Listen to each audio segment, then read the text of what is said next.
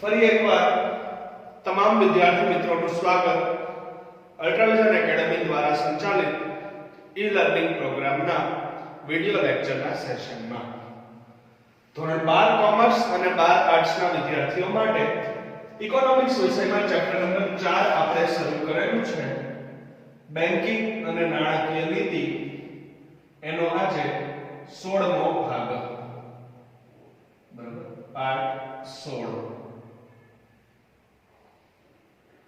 અગાઉ આ ચેપ્ટરના 15 વિડિયો લેક્ચરના સેશન આપણે વિગતવાર ભણી ચૂક્યા છીએ આ 16મો ભાગ એ ચેપ્ટરનો અંતિમ ભાગ છે આ સાથે જ આપણે ચેપ્ટર નંબર 4 ની પૂર્ણાહુતિ થશે બરાબર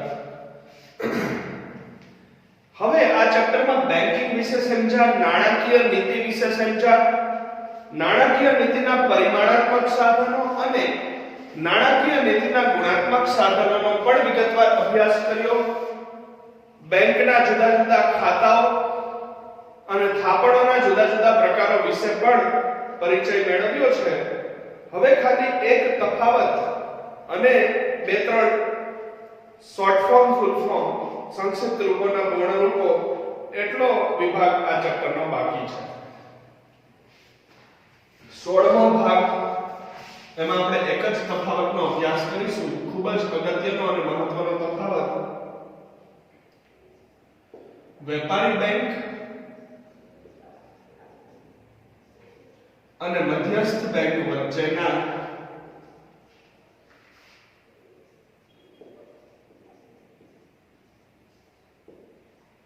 તફાવતની વિગતવાર સમજૂતી 3 અથવા 5 માર્ક્સની અંદર તફાવત આપણને વારંવાર પૂછાય છે બરાબર વેપારી બેંક અને મધ્યસ્થ બેંક વચ્ચે મુખ્યત્વે શું તફાવત છે બંને વચ્ચે શું ડિફરન્સ છે બરાબર એ આપણે એક પછી એક મુદ્દાસર જોવાનું છે બરાબર અર્થશાસ્ત્રની અંદર આખા અભ્યાસક્રમમાં આપણે વધીને 4-5 તફાવતો આવે છે એમાંનો એક મહત્વનો તફાવત વેપારી બેંક અને મધ્યસ્થ બેંક વચ્ચેનો બરાબર મુદ્દા વાઇઝ આપણે તફાવતનો અભ્યાસ કરીશું બરાબર 6 મુદ્દાનો તફાવત છે 3 માર્ક્સમાં પૂછાય તો પણ 6 મુદ્દા અને 5 માર્ક્સમાં પૂછાય તો પણ આપણે 6 મુદ્દા લખવાના છે જુઓ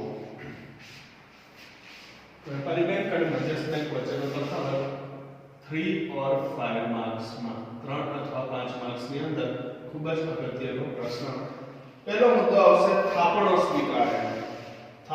સ્વીકારે એના વિશેનો કઈ થાપણો સ્વીકારે વેપારી બેંક અને કઈ થાપણો સ્વીકારે મધ્યસ્થ બેંક જુઓ વેપારી બેંકની અંદર શું લખવાનું થશે તો કે વેપારી બેંકો લોકોની બચત સ્વરૂપે થાપણો સ્વીકારે છે લોકોની બચત સ્વરૂપે થાપણો સ્વીકારે છે અને લોકોને લોન સ્વરૂપે વ્યાજે નાણાંનું ધિરાણ પણ કરે છે અને તેમાંથી લોકોને લોન સ્વરૂપે વ્યાજે નાણાંનું ધિરાણ કરે છે મધ્યસ્થ બેંકની અંદર શું લખી શકાય મધ્યસ્થ બેંકો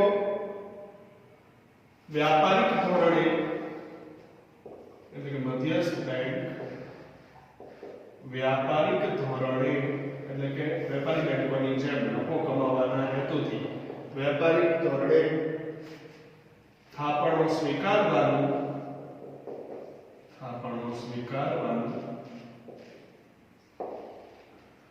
કે ધિરાણ આપવાનું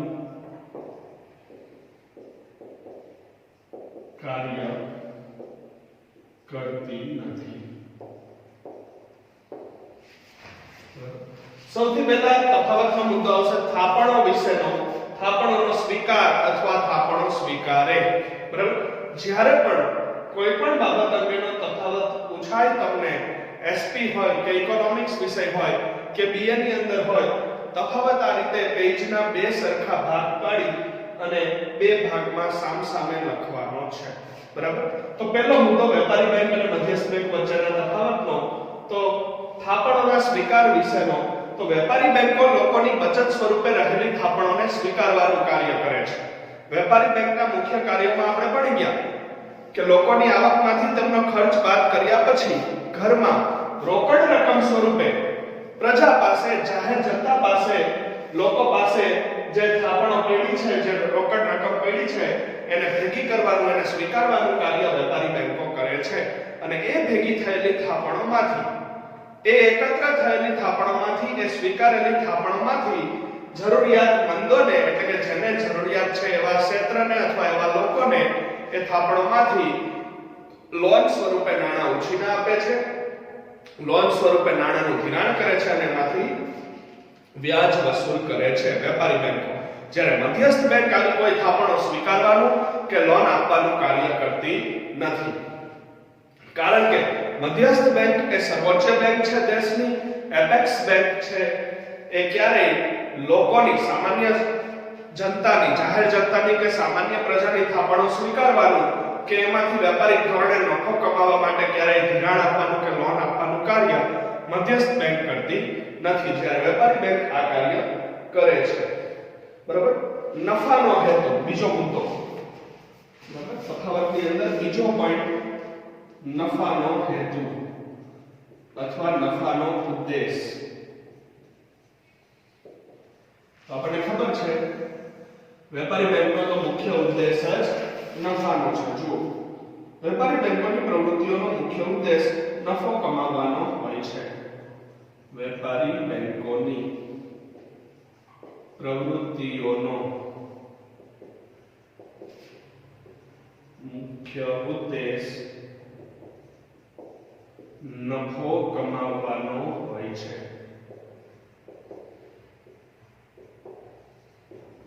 મધ્યસ્થ બેંકમાં શું લખી શકીએ કે મધ્યસ્થ બેંકનો ઉદ્દેશ નફાનો હોતો નથી. મધ્યસ્થ બેંકનો ઉદ્દેશ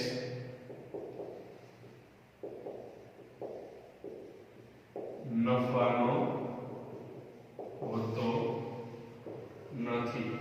તો મધ્યસ્થ બેંકનો ઉદ્દેશ શું છે?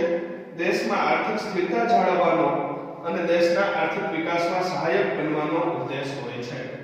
દેશમાં આર્થિક સ્થિરતા જાળવવાનો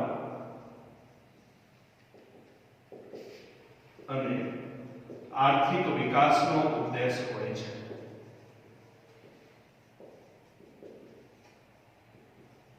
તફાવતનો બીજો મુદ્દો છે નફાના ઉદ્દેશ વિશે.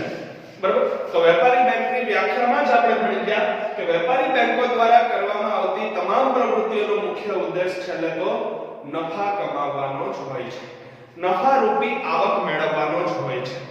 બરાબર, જેટલી પણ વેપારી બેંકો ભારત દેશમાં અસ્તિત્વમાં છે, સરકારી કે ખાનગી તમામ, બરાબર, એની સ્થાપના પાછળનો મુખ્ય હેતુ, એની સ્થાપના કરવા પાછળનો મુખ્ય ઉદ્દેશ એ નફાનો જ રહેલો છે. નફાના હેતુથી કાર્ય કરતું એક ધંધાકીય એકમ એટલે વેપારી બેંક. બરાબર, એવી વ્યાખ્યા આપણે કરી ગયા. બરાબર, વેપારી બેંક ચાહે કોઈ પણ પ્રવૃત્તિ કરે, થાપણોનો સ્વીકાર કરે કે થાપણોમાંથી લોન આપે કે ગ્રાહકોને આધુનિક સેવાઓ સુવિધાઓ પૂરી પાડે, એ દરેક વેપારી બેંકનો મુખ્ય હેતુ છેલ્લે તો નફો મેળવવાનો હોય છે, નફો કમાવાનો હોય છે. જ્યારે મધ્યસ્થ બેંકનો ઉદ્દેશ ક્યારેય નફો મેળવવાનો હોતો નથી. બરાબર, મધ્યસ્થ બેંક એ દેશની સર્વોચ્ચ બેંક છે. દેશના સમગ્ર બેંકિંગ ક્ષેત્ર ઉપર દેખરેખ, નિયંત્રણ અને અંકુશ રાખે છે. તો મધ્યસ્થ બેંકનો ઉદ્દેશ ક્યારેય નફાનો હોતો નથી. એનો ઉદ્દેશ શું હોય છે? તો કે દેશમાં આર્થિક સ્થિરતા જાળવવાનો. બરાબર, દેશમાં ક્યાંય નાણાકીય ચલણની કટોકટી ન સર્જાય, બરાબર, અને નાણાંની માંગ અને પુરવઠામાં ચલણી નાણાંમાં સમતુલા જળવાઈ રહે, એ એનો મુખ્ય ઉદ્દેશ હોય છે. અને દેશના આર્થિક વિકાસમાં, દેશની આર્થિક પ્રગતિમાં મદદરૂપ થવાનો, દેશની આર્થિક પ્રવૃત્તિમાં સહાયક બનવાનો એ મધ્યસ્થ બેંકનો મુખ્ય ઉદ્દેશ હોય છે. એનો હેતુ ક્યારેય નફાનો હોતો નથી મધ્યસ્થ બેંકનો. બરાબર. ત્રીજો મુદ્દો છે પ્રકારો વિશેનો.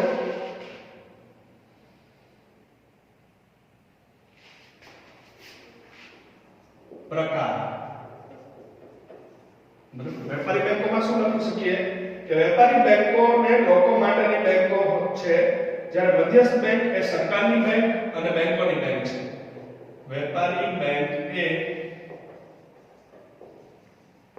સામાન્ય લોકો માટેની બેંક છે.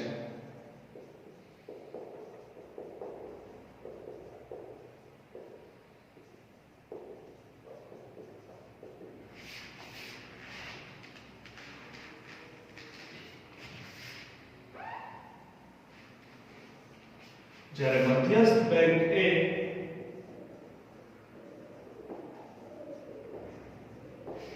સરકારની તથા બેંકોની બેંક છે.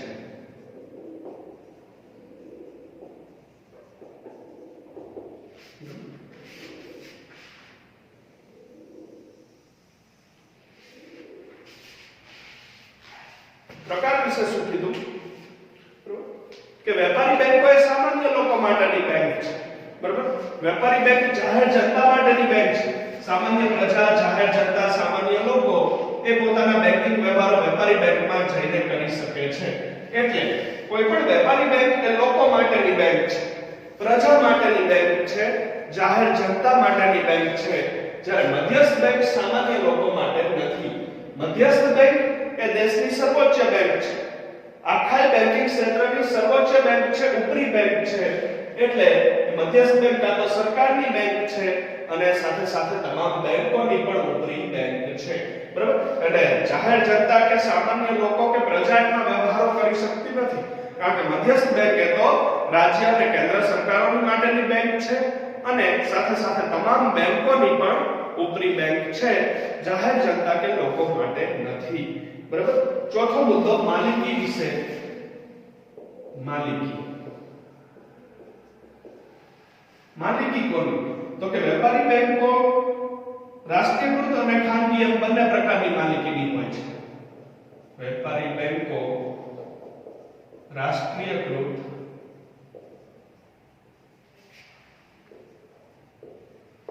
અને ખાનગી બંને પ્રકારની માલિકીની હોય છે.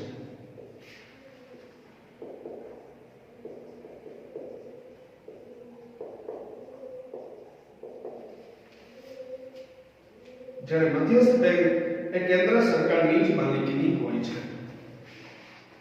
મધ્યસ્થ બેંક એ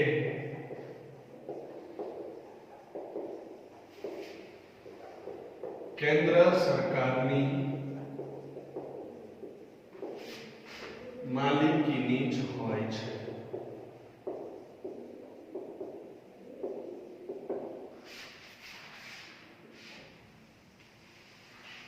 માલિકી વિશે તફાવતનો ચોથો મુદ્દો. બરાબર. વેપારી બેંકોની માલિકી રાષ્ટ્રીયકૃત હોઈ શકે અને ખાનગી માલિકીની હોઈ શકે, બંને સ્વરૂપે હોઈ શકે છે. બરાબર. વેપારી બેંક કાં તો સરકારની માલિકીની, કોઈ પણ રાજ્ય કે કેન્દ્ર સરકારની માલિકીની હોઈ શકે. જો રાષ્ટ્રીયકૃત ન હોય એટલે કે સરકારી માલિકીની ન હોય તો વેપારી બેંકો ખાનગી પણ હોઈ શકે છે, પ્રાઇવેટ સ્વરૂપની બેંકો પણ હોઈ શકે છે. જ્યારે મધ્યસ્થ બેંકમાં આવા ખાનગી અને રાષ્ટ્રીયકૃતના ભાગ પડતા નથી. મધ્યસ્થ બેંક ફરજિયાત કેન્દ્ર સરકારની માલિકીની જ હોય છે. એમાં ક્યાંય કોઈ ખાનગી ક્ષેત્રને ભાગ લેવાનો થતો નથી. મધ્યસ્થ બેંકની માલિકી સંપૂર્ણપણે દેશની કેન્દ્ર સરકારની જ હોય છે, જ્યારે વેપારી બેંકોની અંદર જાહેર અને ખાનગી એટલે કે રાષ્ટ્રીયકૃત અને ખાનગી એવા બે ભાગ પડે છે માલિકીના ધોરણે. બરાબર. જો સરકારી માલિકીની હોય તો રાષ્ટ્રીયકૃત કહેવાય અને જો રાષ્ટ્રીયકૃત ન હોય તો ખાનગી માલિકીની પણ હોઈ શકે છે. જ્યારે મધ્યસ્થ બેંકની માલિકી વિશે કોઈ વિવાદ નથી, કોઈ ડાઉટ નથી, કોઈ શક નથી. ફરજિયાતપણે મધ્યસ્થ બેંક એ તો દેશની કેન્દ્ર સરકારની માલિકીની જ હોય છે. બરાબર. હવે વાત કરીએ શાખાઓ વિશે. બ્રાન્ચ, શાખાઓમાં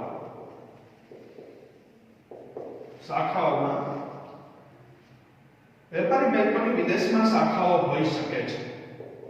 વેપારી બેંકોની વિદેશમાં શાખા હોઈ શકે છે. શાખાઓ હોઈ શકે છે. જ્યારે મધ્યસ્થ બેંક ની વિદેશમાં શાખાઓ હોઈ શકે નહીં. મધ્યસ્થ બેંકની વિદેશમાં શાખાઓ હોઈ શકે નહીં.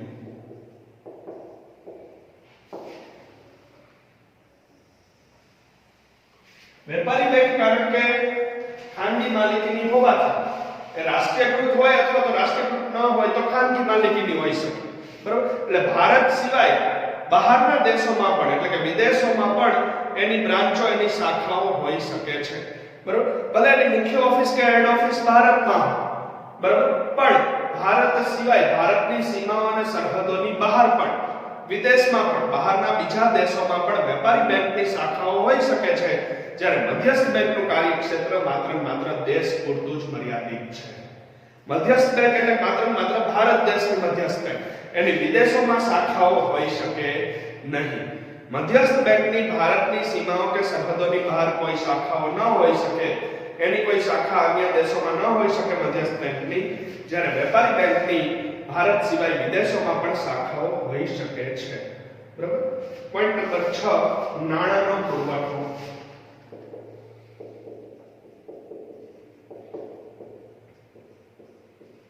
નાણાંનો પુરવઠો. વેપારી બેંકો દેશના નાણાંના પુરવઠા પર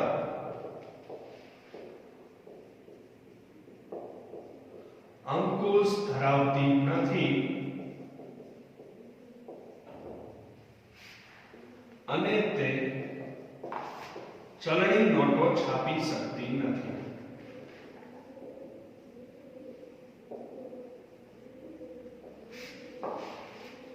જ્યારે મધ્યસ્થ બેંક નાણાંના પુરવઠા પર અંકુશ ધરાવે છે, મધ્યસ્થ બેંક દેશના ચલણી નાણાંના પુરવઠા પર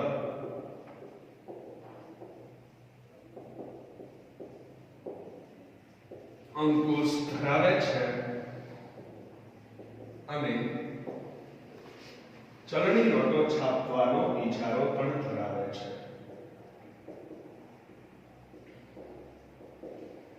ચલણી નોટો છાપવાનો ઇજારો ધરાવે છે.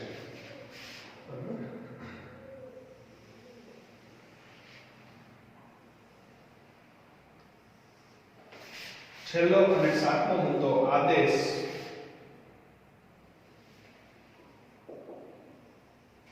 આદેશ હુકમ. ઓકે, વેપારી બેંકો મધ્યસ્થ બેંકના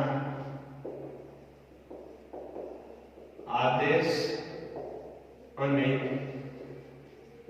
નિયંત્રણ મુજબ કાર્ય કરે છે.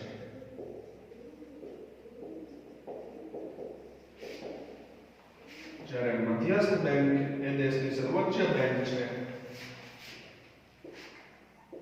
મધ્યસ્થ બેંક એ દેશની સર્વોચ્ચ બેંક છે, તેથી તેને કોઈ અન્ય બેંકના આદેશને અનુસરવાનું નથી. અનુસરવાનું હોતું નથી. જો પોઈન્ટ નંબર 6 માં નાણાંના પુરવઠા વિશેની વાત તફાવતની અંદર, બરાબર, વેપારી બેંકો ક્યારેય દેશના ચલણી નાણાંના પુરવઠા ઉપર અંકુશ ધરાવી શકતી નથી અને ચલણી નોટો છાપવી પણ શકતી નથી. દેશની જે વેપારી બેંકો છે, બરાબર, એ ચલણી નોટો છાપી શકતી નથી, દેશનું નાણું છાપી શકતી નથી અને ચલણી નાણાંના પુરવઠા પર કોઈ નિયંત્રણ કે અંકુશ પણ ધરાવી શકતી નથી. જ્યારે મધ્યસ્થ બેંક ચલણી નાણાંમાં વધારો ઘટાડો કરી શકે છે. એટલે ચલણી નાણાંના પુરવઠા ઉપર સંપૂર્ણપણે અંકુશ ધરાવે છે, કારણ કે એની મુખ્ય જવાબદારી જે છે, બરાબર, દેશની જેટલી પણ વેપારી બેંકો છે એ ચલણી નાણાંને અંકુશિત કરી શકતી નથી. એના પુરવઠા ઉપર કોઈ પણ જાતનું નિયંત્રણ ધરાવતી નથી અને ચલણી નોટોને છાપી શકતી પણ નથી. પણ આપણે આરબીઆઈ ના મુખ્ય કાર્યોમાં જોઈ ગયા કે મધ્યસ્થ બેંક એ તો સર્વોચ્ચ બેંક છે. દેશની અંદર ચલણી નાણાંના પુરવઠામાં સમતુલા જાળવવાની જવાબદારી એની છે, બરાબર. ચલણી નાણાંના પુરવઠામાં સમતુલા જાળવવા માટે ચલણી નાણાંના પુરવઠામાં વધારો કે ઘટાડો કરી શકે છે અને એટલે ચલણી નાણાં ઉપર સંપૂર્ણપણે અંકુશ ધરાવે છે અને દેશનું કાગદી નાણું એટલે કે દેશની ચલણી નોટો છાપવાનો ઇજારો એકમાત્ર સત્તા એ મધ્યસ્થ બેંક ધરાવે છે કે જે નાણું છાપી શકે છે, જ્યારે વેપારી બેંકો ચલણી નાણું છાપી શકતી નથી. અને છેલ્લો અને સાતમો મુદ્દો આદેશનો. તો વેપારી બેંકોએ હંમેશા રિઝર્વ બેંક ઓફ ઇન્ડિયાના એટલે કે મધ્યસ્થ બેંકના નિયંત્રણ અને આદેશ અનુસાર જ કાર્ય કરવાનું હોય છે, બરાબર. વેપારી બેંકોએ હંમેશા મધ્યસ્થ બેંકના આદેશ અનુસાર કામગીરી કરવાની હોય છે અને મધ્યસ્થ બેંક દ્વારા જે કંઈ કાયદાઓ ઘડવામાં આવે એ કાયદાઓએ મર્યાદાઓનું પાલન કરવાનું હોય છે. વેપારી બેંકો ઉપર હંમેશા મધ્યસ્થ બેંકનું નિયંત્રણ હોય છે અને મધ્યસ્થ બેંકના આદેશ અનુસાર જ એમને આગળ વધી અને કાર્ય કરવાનું હોય છે. જ્યારે મધ્યસ્થ બેંક એ તો દેશની સર્વોચ્ચ બેંક છે, બરાબર. મધ્યસ્થ બેંક એ દેશની ઉપરી બેંક છે, આખા બેંકિંગ ક્ષેત્રની એપેક્સ બેંક છે. એટલે એને પછી કોઈ બીજી બેંકની અંડરમાં બીજી બેંકના આદેશો અનુસાર કાર્ય કરવાનું હોતું નથી, બરાબર. તો આ રીતે 7 મુદ્દાનો તફાવત આપણો વેપારી બેંક અને મધ્યસ્થ બેંક વચ્ચે. હવે પછી આ ચેપ્ટરમાં 3 શોર્ટ ફોર્મ ફૂલ ફોર્મ આવે છે: CRR, cache reserve ratio, SLR, statutory liquidity ratio અને OMO, ઓપન માર્કેટ ઓપરેશન્સ એટલે કે ખુલ્લા બજારના કાર્યો. આ 3 શોર્ટ ફોર્મ ફૂલ ફોર્મ ફરીથી આપણે યાદ કરી લઈએ. આ ચેપ્ટરમાંથી વારંવાર વિકલ્પો અને એક વાક્યના સ્વરૂપે પૂછાય છે. CRR cache reserve ratio, SLR statutory liquidity ratio અને OMO ઓપન માર્કેટ ઓપરેશન્સ એટલે ખુલ્લા બજારના કાર્યો. તો વિદ્યાર્થી મિત્રો, આ સાથે આપણે ઇકોનોમિક્સના ચેપ્ટર નંબર 4 ની પૂર્ણાહુતિ કરીએ છીએ. ફરી મળીશું એક નવા ચેપ્ટરની શરૂઆત સાથે. Thank you all of you.